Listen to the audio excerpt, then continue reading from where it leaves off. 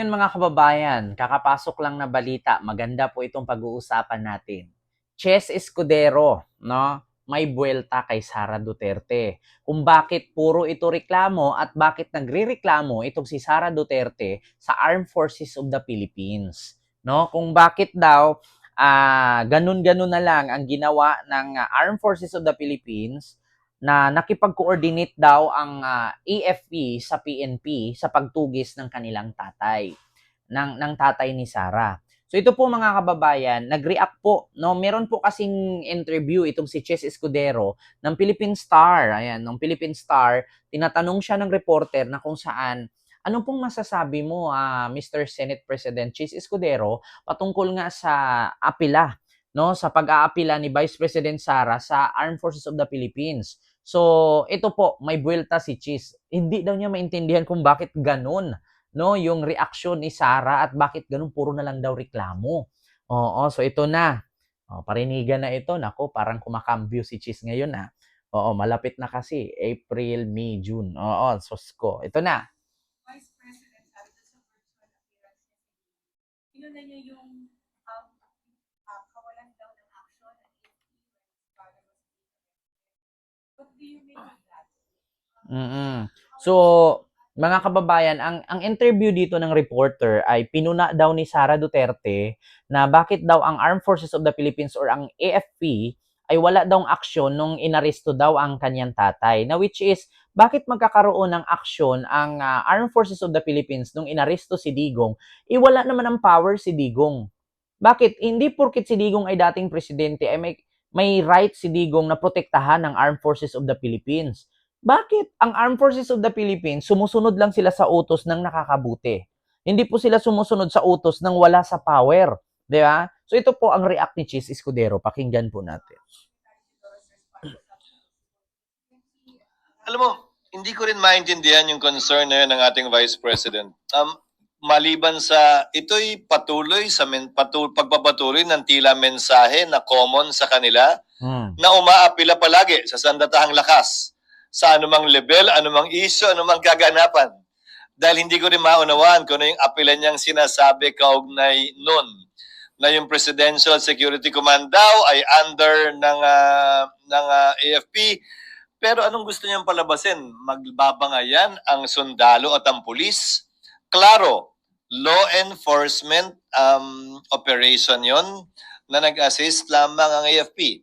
At hindi pwedeng palaga naman na lumaban ang AFP sa kapulisan kaugnay sa law enforcement operation. Bakit ba natin pilit na pinag-aaway yung dalawa?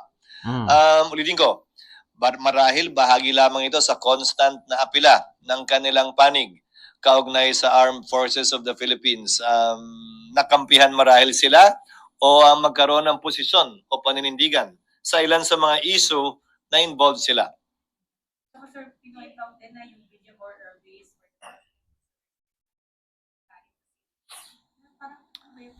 Well, ulitin ko, ang tila pilit nilang dinadamay ang sandatahang lakas sa iba't ibang issue na hindi naman dapat talaga at wala namang issue. Dahil facility man yan ng police, facility man yan ng sundalo, facility man yan ng executive branch o ng kongreso, ang law enforcement operation ay law enforcement operation pa rin. So, yun nga parang gusto nila sumali ang AFP. Pero kayo, sir, saan ba dapat tumayo ang AFP sa sitwasyon? Hindi dapat mangampi ang AFP kanino man. Dapat tumayo sila sa likod ng chain of command at ng saligang batas sa ilalim ng commander-in-chief natin. At hindi para sa kanilang maglaro ng politika at pumabor sa isang kulay o kabilang kulay man. At sana, tigilan na rin yan ng magkabilang panig kaugnay sa panunuyo sa ating sandatahang lakas dahil hindi natin gusto na sila'y manghimasok kada na lamang may hindi pagkakaunawan ang mga politiko sa ating bansa. Hindi nila trabahong maging referee sa anumang issue political sa ating bansa. 'Di ba? Narinig nyo mga kababayan?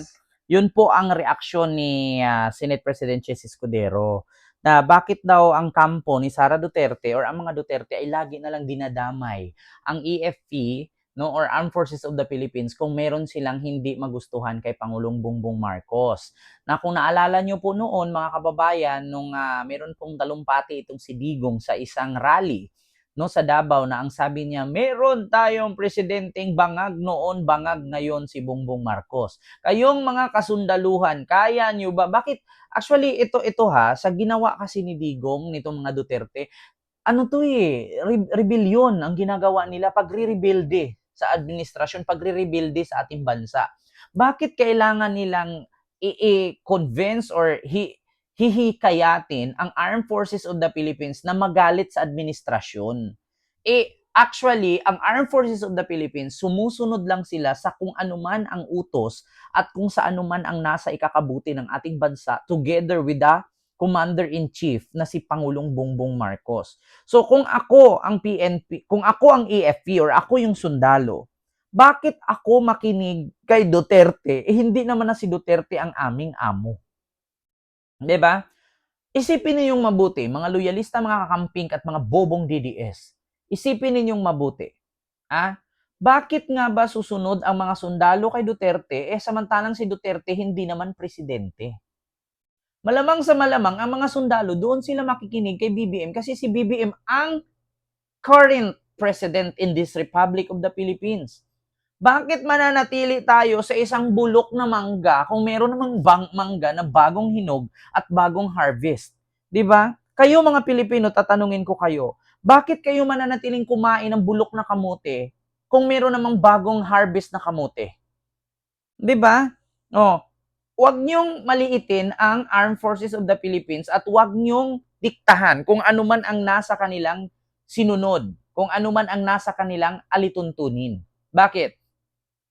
Sa mga hindi po nakakaalam, once po na manghihimasok ang Armed Forces of the Philippines or militar sa ating konstitusyon or sa ating batas, no? At once na gumalaw sila at once na manghimasok sila, magulo po 'yun. No, meron po tayong tinatawag na kudita. So once na pag napuno ang Armed Forces of the Philippines, manghihimasok sila sa gulo at guguluhin nila ang ating palasyo, magkakaroon po ng tawag doon kudita. So pag nagkukudita po, under batas militar po tayo or military law ang masusunod. Na which is nangyari yan sa Myanmar. Bakit? Sa gulo ng dalawang panig ng politician, dalawang magkalaban na president aspirant, hindi nagkakasundo, siraan sa kabila, sinira ng sinira, nabuisit ang armed forces nila, hindi na magustuhan ang kanilang ginagawa, so nagkudita. Tinitik over ng armed forces ng Myanmar ang kanilang bansa dahil sa hindi pagkaunawahan at hindi pagkasundo ng dalawang panig sa kanilang bansa, mga namumuno sa kanilang bansa. Nag-away po kasi ang president at ang prime minister sa kanila.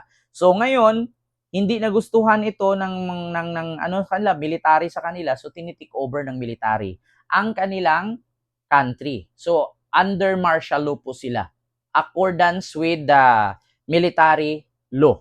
Oo, so yun po ang nangyari. So dito sa ating bansa, actually, hindi naman po si Pangulong, alam nyo naman po mga kababayan, maskin mga DDS, alam po ng mga DDS yan, na never kayong nakarinig mula sa bunganga ni Pangulong Bongbong Marcos na binantaan ang mga Duterte. Never din po kayong nakarinig mula sa bunganga ni Pangulong Bongbong Marcos na pinagmumura ang mga Duterte, which is kabaliktaran. Ang mga Duterte po ang nagbanta at ang mga Duterte po ang nagmula sa kanila. Meron pang ang isa dyan, yung mayor ng Davao na kapatid din ni Sara at anak ni Digong, na kung saan sinumbatan ang Pangulong Marcos at ang sabi, pinalibing ang tatay mo ng tatay ko, pero yung tatay ko, pinakulong mo, putang ina ka. So minumura. So si Lisa Marcos, si Martin Romualdez at si BBM, ganun din ang ginawa.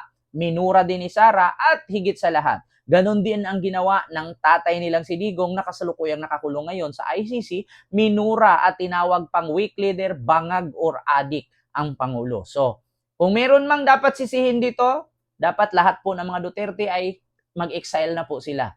Paalisin na sila sa ating bansa. Sila pong nagkukos ng gulo, hindi po ang mga Marcos. So yun lamang po, wala pong sapat na basihan o dapat gawin ang EFP na magkaroon sila ng panghihimasok sa gulo sa politika kasi hindi naman po nanggugulo ang ating presidente, no? Bagkus ang mga nanggugulo lang po ay yung mga wala sa power at yung mga bulok na kamote. Kayo mga Pilipino, naisin niyo bang kumain ng bulok na kamote kung meron namang bagong harvest na kamote? So, syempre, doon ako sa Bagong Harvest kasi ang bulok na kamote, mabaho po yun. Amoy ngipin na bulok po yun. So, yun lang. Maraming salamat and see you next vlog. God first. Thank you.